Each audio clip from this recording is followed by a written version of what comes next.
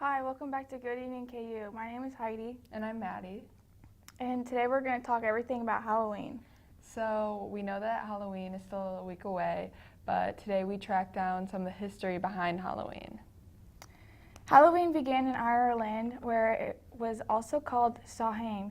Irish and Scottish children would dress up for trick-or-treats and carve pumpkins to celebrate Samhain. They also eat a fruitcake called bar brack that contained prizes like coins and rings that were used to tell fortunes. In Portugal, children don't dress up in costumes, but instead they go door to door on the morning of November 1st. Like Americans, children knock on the doors of their neighbors, but instead calling out for a trick-or-treat, they say, Pão por Dios, which means bread for God. In return, they're given small toys, candy, or bread. The Halloween in Mexico is called Dia de los Muertos, or the Day of the Dead. There is a 3-day festival where families remember their loved ones they have lost. They set up altars with flowers and offerings such as fruit and pan de muerto, which means bread of the dead. So Maddie, what are you doing for Halloween?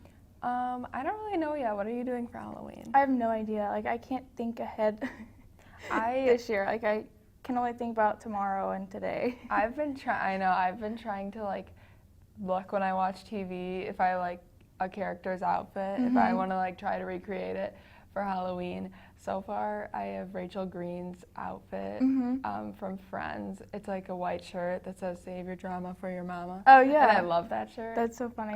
But I don't know. It seems like it's getting pretty close, and I don't know where to find that shirt. So I guess we'll see. What are you thinking? I have no idea. I always want to do something clever, not something cliche and what everyone else is doing. Like so, a cat. Yeah, or a bunny. Yeah. But I want to do something off from a movie or something clever that people are like, oh, that's cute, but also kind of funny.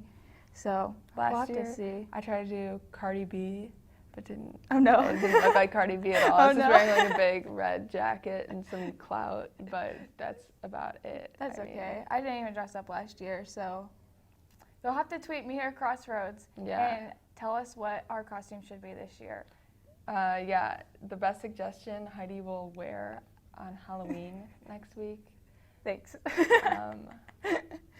Yeah, so you better make them good or I will be mad. But not Rachel Green because that's my idea. Please tweet me or Crossroads that I should be Rachel Green. I hope it's not too cold out though. Well, I heard that it's supposed to be snowy next week and tomorrow is going to be super cold. Snowing? You heard it was going to be snowing? Yeah, next week. No way. So I'm not ready for snow. It's not November. After Thanksgiving, I'm okay with snow. But it's not Thanksgiving. It's not even November yet. I don't want to think about snow. I know. I was kind of in a rush on my way back from break, and I forgot my jacket at home. Oh, no. It's going to be a while until I get that, so I'm kind of hoping that there's no They'll have snow to get a new one. until then, seriously. Yeah, well, finals will come after Thanksgiving, and then we will have a new semester, which will be exciting for all of us. Next, we have news with... Actually, I think we have a guest. Oh, yeah, we have a guest. From adversity, we rose. We made history and became pioneers, voyagers, champions, Jayhawks. And when our chant rises, haunting and hallowed, Jayhawks are telling the world what's near. Victory. Welcome back. I'm Nathaniel Duncan, and today I'm with a very special guest from KJHK, Karsan Turner. Hello, how are you? I'm good. How are you? I'm doing pretty good. So, tell us a little bit about what you do at KJHK, because I know it's in the Union, right? Yes, it is in the Union. The second floor or the third floor? The second floor. Second floor. So, what exactly is Third floor. Third floor. What exactly is your role at KJHK? So I am the Arts and Culture Director. So the way that KJHK works, there are so many different factions that go on there. Aside from just regular DJs and people who make content stuff for the website, the Arts and Culture Director, we are in charge of podcasts, which both go on iTunes, Spotify, SoundCloud, and they're also broadcast over the air. So I have a staff of about 3 to 4 people, and they make podcasts every 2 weeks. And then I also make podcasts every 2 weeks as well. What are your podcasts about? So I have a show, it's called B-Sides, which is in reference to the other side of a vinyl record. I had someone interview me for the UDK, and they said, your show's called Besides, like B-E-S-I-D, like besides this. And I was like, no, why would it be called that? Anyways, so I review an artist's discography, which is pretty fun to do. It's a good challenge, but when you pick an artist like Weezer and they have like 12 albums and you have 2 weeks and you know nothing but Weezer facts, people do not really want to talk to you. So there's been some good and some bad. Weezer's not really my favorite, but I know some people love them. Some people do, yeah. Their first 2 albums, I will say, are very good, and everything after that is not good at all. So I don't know why I chose that artist. So What's been your favorite artist that you've covered? So my favorite artist that I've covered would be John Mouse, because I didn't know a lot about him. I just heard about him, and I thought, you know what, I'm going to do an episode over, and I always try to do a different challenge for every episode, so I was thinking I'll do an artist that I've never listened to before. And basically from the point in which I started listening to his music for this episode until like 6 months after, probably even longer, almost a year after, I would listen to the equivalent of one of his albums a day, and he only has 6 albums. And yeah, so he's also, and became my favorite artist of all time. So that's probably my favorite one. I think you mentioned earlier is an album coming out this week. His friend Ariel Pink, who I also did, that was my last episode of my kind of first season. That was in 2 parts. He is releasing 3 albums on Friday, and I have been trying to find people who have gotten like their records shipped early, and like on Reddit, and I'm like messaging them and I'm saying like, I know you have like digital copies of this, can you send this to me please? I want to listen to these. Hasn't worked out yet, but I've been trying. So, and one of the reasons I want to listen to it is because John Mouse is on one of the albums, so that's why I'm super excited. What's your least favorite artist that you think you've covered on your show? Maybe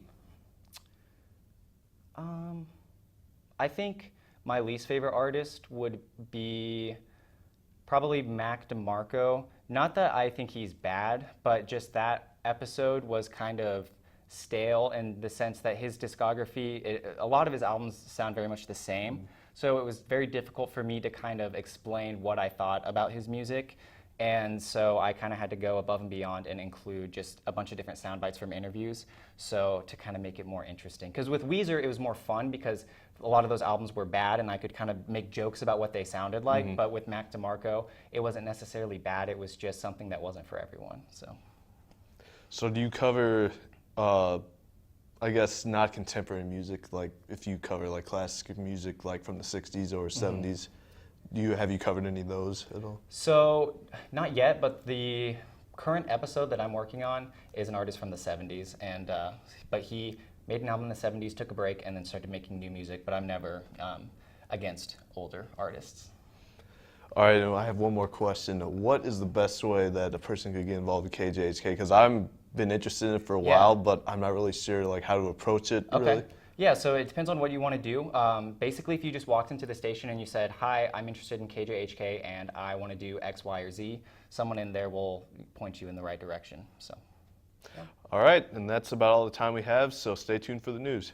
For students searching for a way to stay active in an outdoorsy way, the City of Lawrence has bike trails running in every direction, and with the new bike share program, we can stay in shape as we tour the sights of our beautiful city. Clinton Lake is only a short 30-minute bike ride away from Daisy Hill and has the most incredible sunset location in all of Lawrence. Walking campus may give you the KU calves, but biking can give you the KU thighs.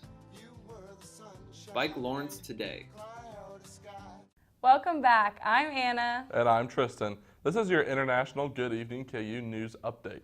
The Chinese government is developing a plan to replace Hong Kong's chief executive.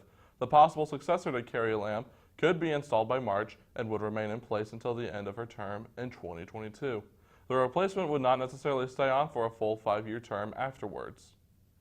Iraq's security forces have killed almost 150 civilians by using excessive force and live fire to quell protests. More than 70% of deaths were caused by shots to the head or chest.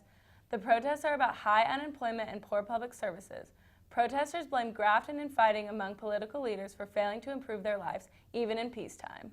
The air pollution in London fell by roughly a third after new emissions rules were put in place. The city launched the ultra-low emission zone in April, and drivers in the central urban zone are required to meet specific emission standards or pay a daily fine. London Mayor Sadiq Khan announced the new ULEZ charges after seeing an increase in children suffering from chronic illness and lung damage from air pollutants. The Chinese currency, also known as renminbi, will continue trading above 7 per dollar, even if the United States and China manage to ink a partial deal. It has eased in recent months as trade tensions between Washington and Beijing intensified. The global head of foreign exchange at Nomura, Stuart Oakley, said that the yuan will be stuck in a narrow range until they know for certain that phase 1 of the trade deal is signed. The Washington Nationals won the first game of the World Series last night in Houston. Left fielder Juan Soto drove in 3 runs, including a game-tying home run off Astros ace pitcher Garrett Cole. Houston came back with runs in the 7th and 8th innings, but it wasn't enough as the Nationals held on for the 5-4 victory. Game 2 is tonight at 7 o'clock. All the favorites won matches yesterday in the UEFA Championship League. Tottenham Hotspur, Atletico Madrid, Paris Saint-Germain, and Real Madrid all recorded shutouts in the 3rd round of the group stage. And of course, the first KU men's basketball game of the season is tomorrow night in Allen Fieldhouse. The Jayhawks will take on Fort Hays State in the exhibition contest with tip-off at 7 o'clock.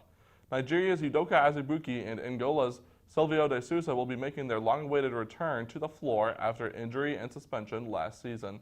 And that will wrap up our international news update. Please keep watching, and after the break, Adrian will be here to tell us how cold it's going to be for tomorrow night's game. You may not hear it at first, but it's there. Our chant, rising.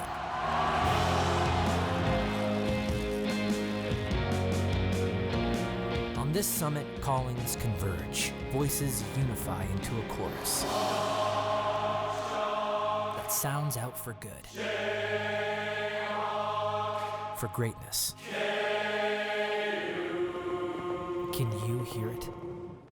Hello and welcome back to Good Evening KU. I'm Adrian Campa here with your weather forecast.